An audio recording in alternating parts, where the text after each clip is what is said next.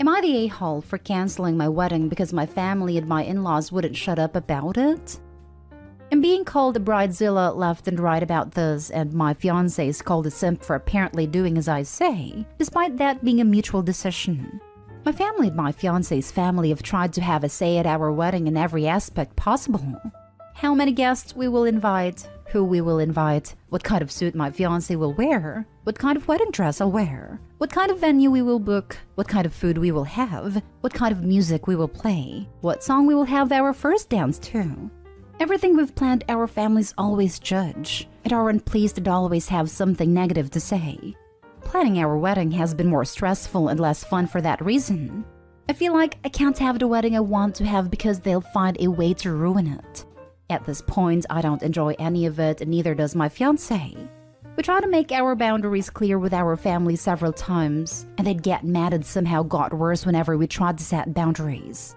So, my fiancé and I both decided we will not have our wedding, and we will just go to the courthouse with our two best friends as witnesses. And that's it. No parties, no venues, no receptions. Just us, with our dream dress/suit and our two best friends. And after that, we'll book a restaurant to have some dinner with our 10 closest friends. That's all.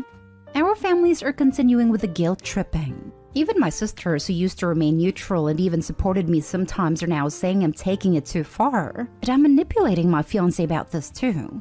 They keep insulting us and telling us to change our decision.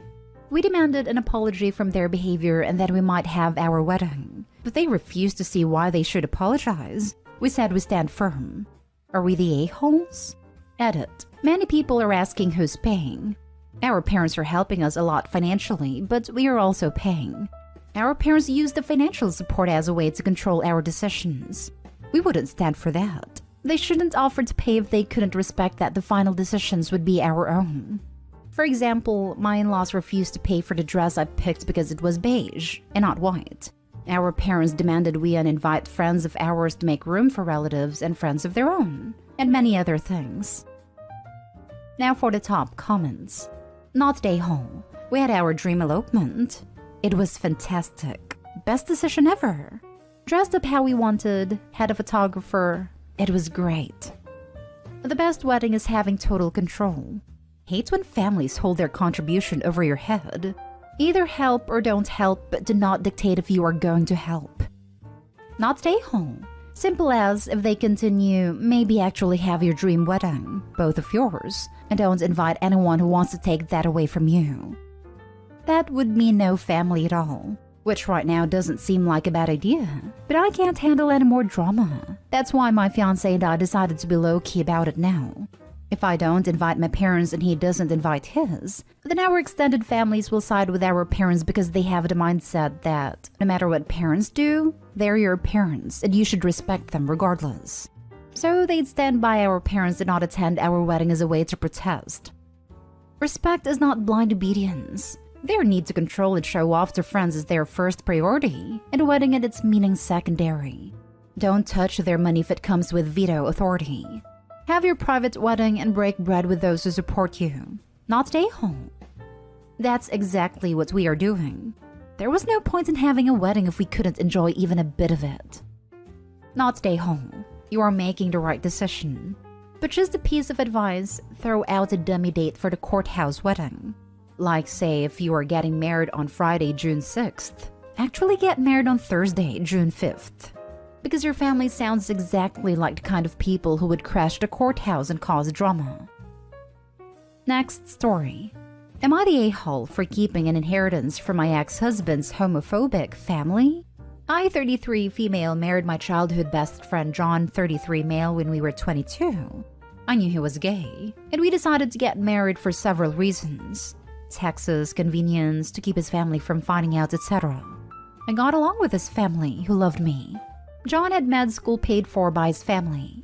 I didn't have a job, and instead became a full-time caretaker for his maternal grandparents, who when we first got married were 85 and 87, and were dealing with multiple health problems.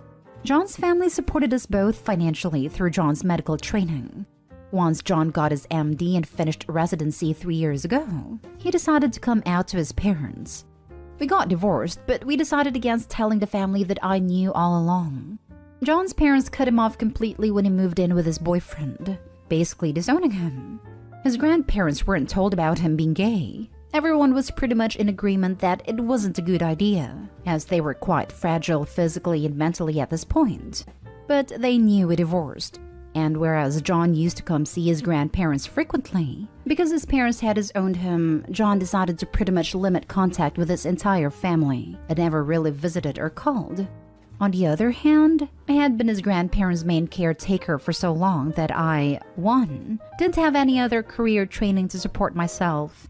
2, figured it would make sense for me to continue being their caretaker, as they were rapidly declining and didn't want them to adjust poorly to a lot of new changes. I moved into his grandparents' home with them. While I was angry at John's parents for their treatment of him, I still loved his grandparents who had always been kind to me. When they passed within a few weeks of each other, his grandfather ended up willing almost their entire estate to me, about $12 million in assets, while John and his mom each received about $50,000. John and I discussed it, and I felt it was fair that he received a higher proportion, and were both happy and comfortable with how we divided it. His parents, on the other hand, had expected to receive the bulk of the inheritance, and accused me of mistreating his grandparents and manipulating them into willing almost everything to me. Apparently, they had made some business decisions, assuming they would receive the money. They also argued that they would have gone ballistic if they knew John was using their money to fund his lifestyle. I honestly hadn't thought of their will at all when they passed. It had never come up, but I feel John deserves the money after the way his parents treated him. And John tells me I deserved to be taken care of after I spent more than a decade of my life caring for his grandparents. Are we the a-holes for keeping the inheritance when his parents had made plans based on their assumptions of the inheritance? Not a-hole. Play stupid homophobic games, win stupid homophobic prizes. Even if John's parents were decent people, Opie spent a decade caring for them. It deserves whatever she felt was right to give her, which in this case I agree with. She gave her 20s to them and was with them until the end. That is far more than John's mother can say she did for them in the last 10 years. Not stay home. The grandparents wanted you to have the money. They deliberately gave their daughter $50,000 so that she can sue you. They were smart old people. I wouldn't be surprised if they knew about John's sexuality all along. Never underestimate people just because they're old. Honestly, I think they did know but never mentioned it. It seems likely his parents told them, or word somehow got out. Sometimes people just know. There were likely obvious clues that even you and your ex couldn't hide. The best kind of people will treat people with kindness no matter what they think about their life choices. I know my ultra-religious grandparents were not thrilled with my wife and I living together before we married, but never complained to us about it. It's likely his grandparents just wanted him to be safe and happy, no matter who he really loved. Not stay home. You took care of them and had no career because of all the unpaid work that you did. I don't know why you gave your ex some money, but that's your decision. He had supported me when I was facing homelessness and married me in part to make sure I would be taken care of. Next story is titled, Am I the a-hole for inviting my sister-in-law to my wedding for her trashy behavior? Me, female 24, and my fiancé, 28 male, are getting married in 2 months. His sister, 30 female, is nice enough, but I've always gotten the sense she doesn't like me. She's never been rude, but she just seems uninterested in me. Even so, when our families get together, her and her boyfriend are personable enough. I come from scholars and they don't, so my family liked that she's a nurse. Or so we thought. My cousins, both 34 male, came to town for a visit last week and said they were going to go out that night and they wouldn't be back till way late.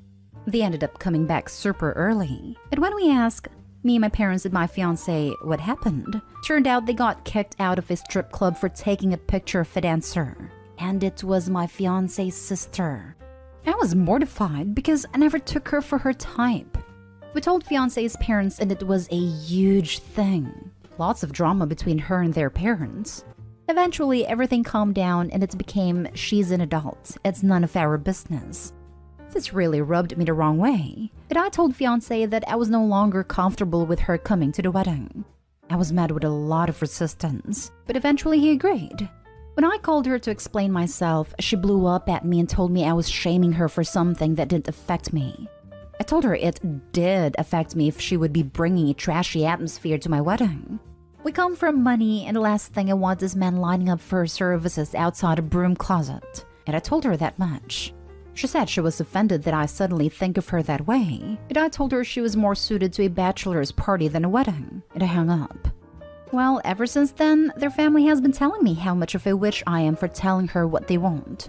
And now my fiancé is starting to say I should reconsider, but I don't think bringing a stripper to a wedding is appropriate. Now for the comments. I come from scholars and they don't. You're the a-hole just for that statement. Are you going to ban your trashy cousins who went to the strip club as well? They'd probably be the first in line for her services should she decided to offer. What the heck does I come from scholars even mean? Does this brain surgeon know that 1, education does not equal intelligence? And 2, even if it did, intelligence is not always hereditary, and smart people have dumb kids all the time.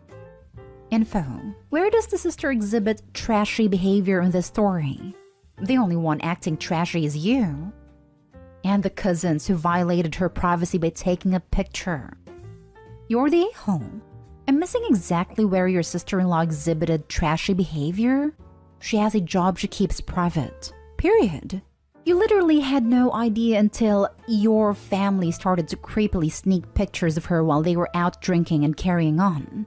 Your sister-in-law may work at a club, but your family was kicked out of the same place for being classless and out of line.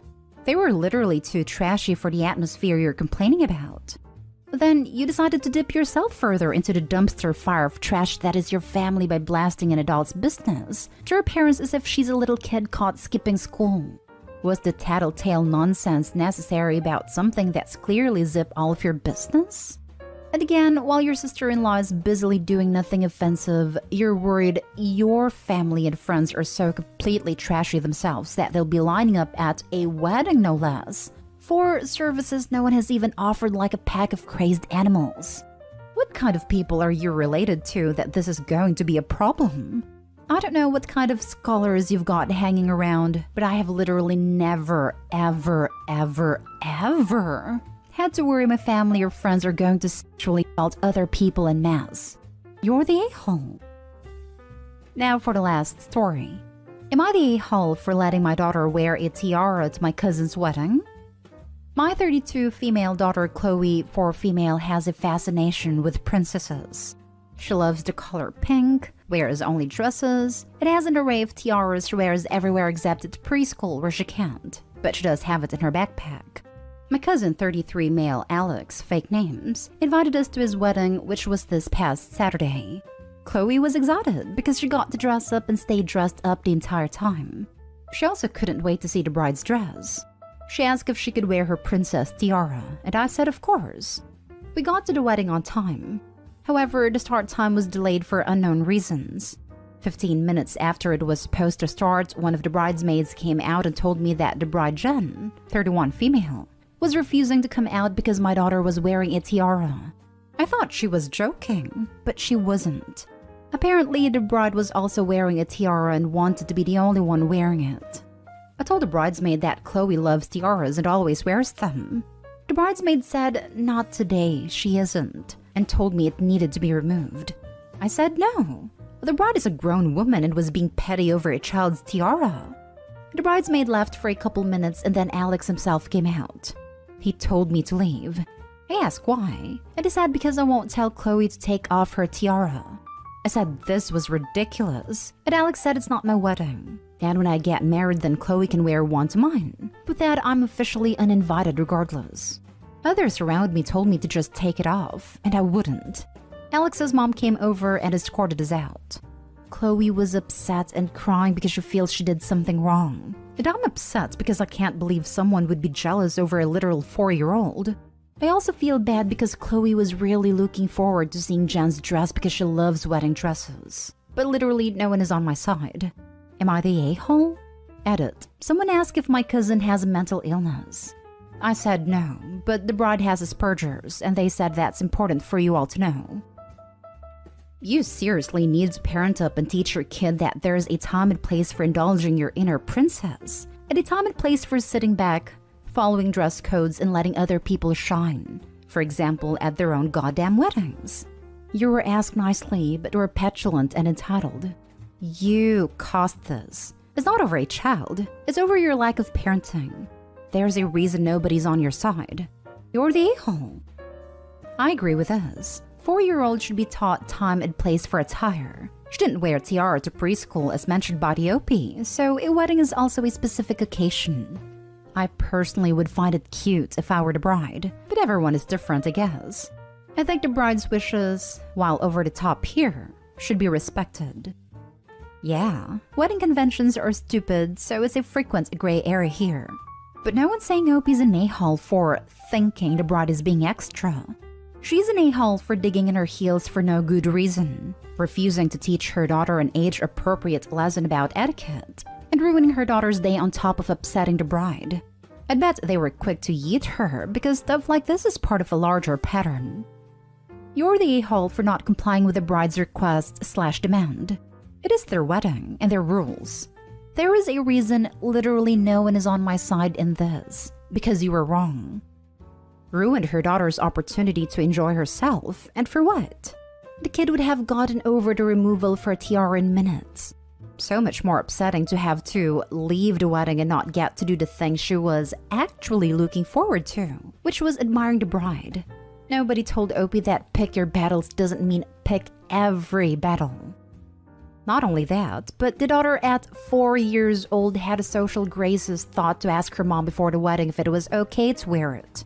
How hard is it to say, "Oh honey, I'm sorry. I thought it would be alright, but mommy made a mistake, and bride would like you to take it off."